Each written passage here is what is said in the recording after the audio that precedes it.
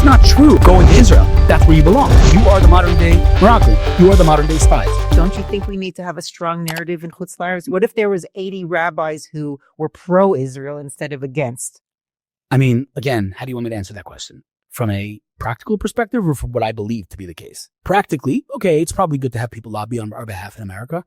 I absolutely do not believe that Jews should be anywhere but Israel. Like, it's just not, I mean, it's not me. I mean, this is where we belong, period. Like, this is not like, you know, I say to my friends all the time, like, they're like, oh, it's not easy to make Aliyah. I'm like, since when is being a Jew easy? Like, who told you that it has to be easy? Like, you know, in the olden days, I can't make a living if I don't work on Shabbos. It's not easy. So I'm going to work on Shabbos. Like, in Silicon Valley, there's no kosher food. So what, I'm going to starve? No, so I figure out solutions, but like, it's not easy.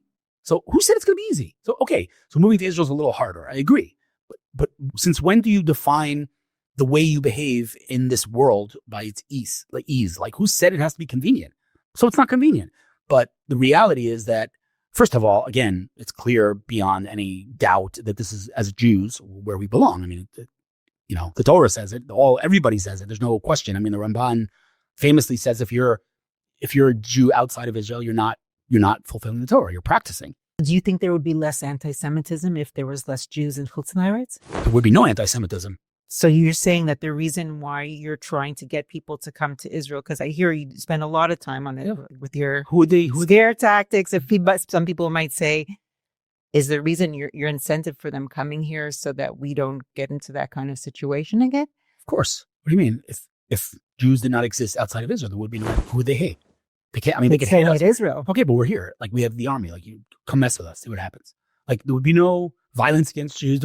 Okay, they could hate us, but it affects my life in no way whatsoever. You know. So you're saying to break the cycle of anti-Semitism, all Jews should move to Israel?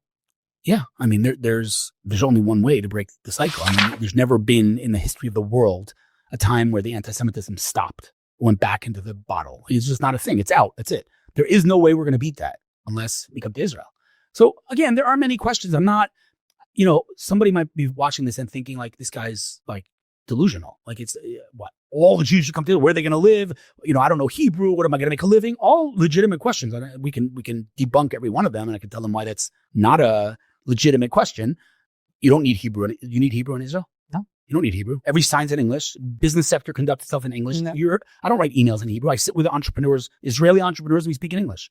You not need Hebrew. It's helpful, like socially, to know Hebrew, but you don't need it, right? Where would you live?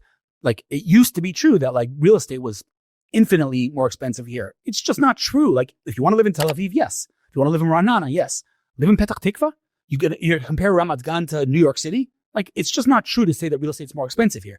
If you want to live in those specific places, then you're going to pay a premium. But you don't have to live in those places, because if you want to live in Jerusalem and you live in Ma'ale Adumim, that's a 15-minute drive. That's right. But people don't realize, like, oh, if I live in another state, or it's not. This is Israel's the size of New Jersey. Like, you can live in Jerusalem, or you can live outside of Jerusalem and go to Tel Aviv in 40 minutes. You know? There's a place in Israel for everyone. Right. So there's the language is not on an issue. every socioeconomic level. 100%. Language is not an issue. Real estate's not an issue, right? What am I going to do for a job? Dude, Israel's the pinnacle of the business world. Like, there's endless opportunity for people here. No matter what you do in America, I have to cut my salary in half. Unequivocally false. Like, I can't even expand on that, because it's just not true. Like, there's just no truth to that whatsoever. If you're a doctor, maybe. If you're a doctor, or, you know, corporate America making zillions of dollars, maybe. But if you're an engineer, if you're in marketing, if you're in sales, if you're in customer success, customer support, like, if you do anything in the business sector, you can make as much, if not more money here. And I'm saying that, pardon me for flexing, from experience. Like, and I'm not a magician, and I'm not an engineer. I don't have any hard skills. I'm just a guy who loved what I do, and I worked very hard. If you're good at what you do and you work hard, you could make more money in Israel than anywhere else. I firmly believe that. And I know many people who've proven that, right? So that making a living is not an issue anymore, right? Oh, you know, out of all of the things, this by far bothers me the most, which is the more right-wing Jews, the more religious Jews, to say, you know, Israel's a secular country. My kid in Borough Park never saw a secular Jew before. I'm going to send him to Israel and see a Jew with tattoos. Oy vey's mir. And I'm like, dude, do you know anything about the story of the spies? Like, we're in the desert. God's like, go into Israel. And the nation's like, nah, we'll send in spies. We'll send in 12 of the biggest rabbis, heads of the tribes. 10 of them come back and say, don't go in. Again, you have to ask yourself, how could that be? They were 10 of the biggest rabbis, and they're literally contradicting God. God's like, go in. They're like, yeah, we're not going to go in. How could that be? The answer is so obvious. They're in the desert. They have food from the heavens. They have clouds of glory. They're directly connected to God. They have literal a direct connection to God. They're very religious. But going to Israel, build an economy?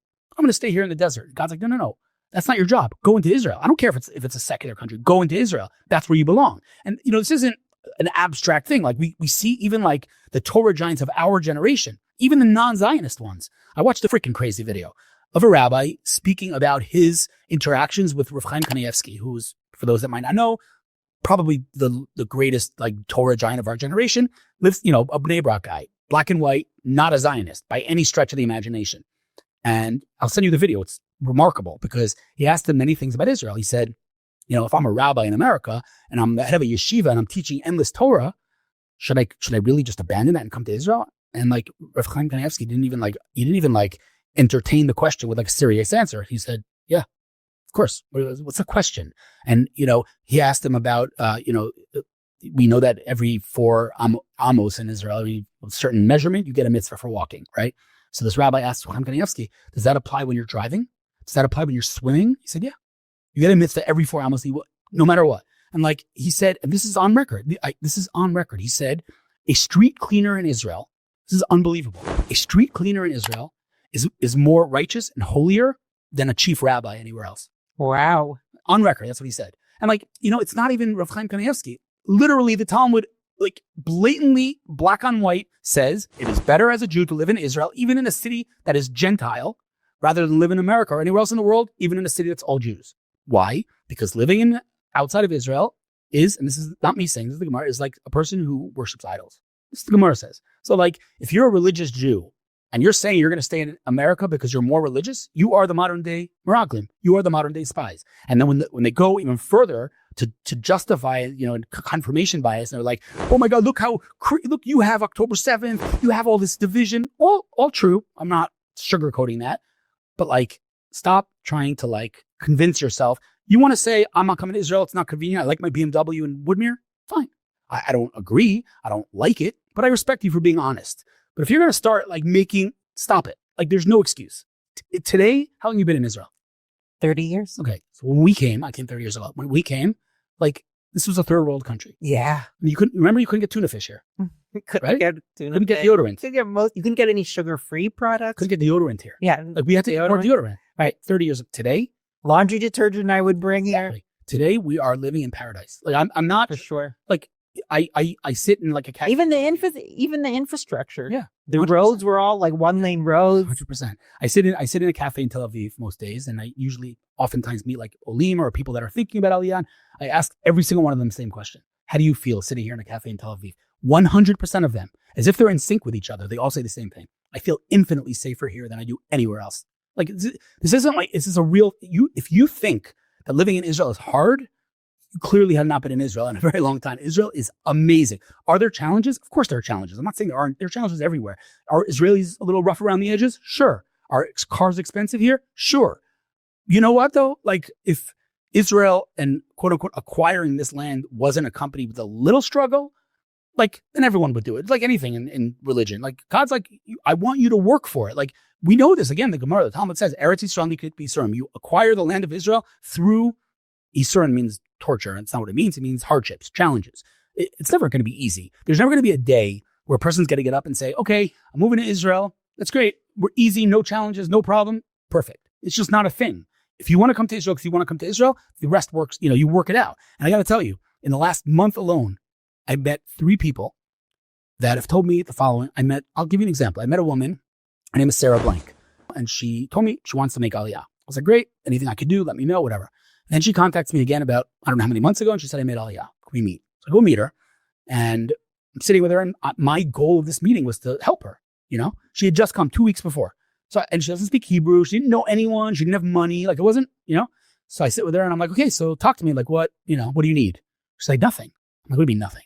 She goes, I found a place in Tel Aviv within my budget. I found a community that I love. I got a job at Monday.com. I'm like, you just got here 2 weeks ago. She goes, yeah. I'm like, what are your challenges? I don't have any. 2 weeks.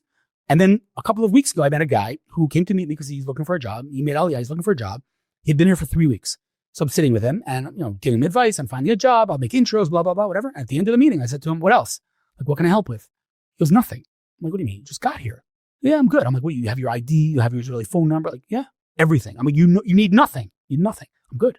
I'm like, that is not a reality that existed when we came here. So today, if you don't want to come to Israel, be honest with yourself and say, I'm comfortable where I am, which, by the way, I mean, if you're comfortable where you are today with everything that's going on, then you have a bigger problem.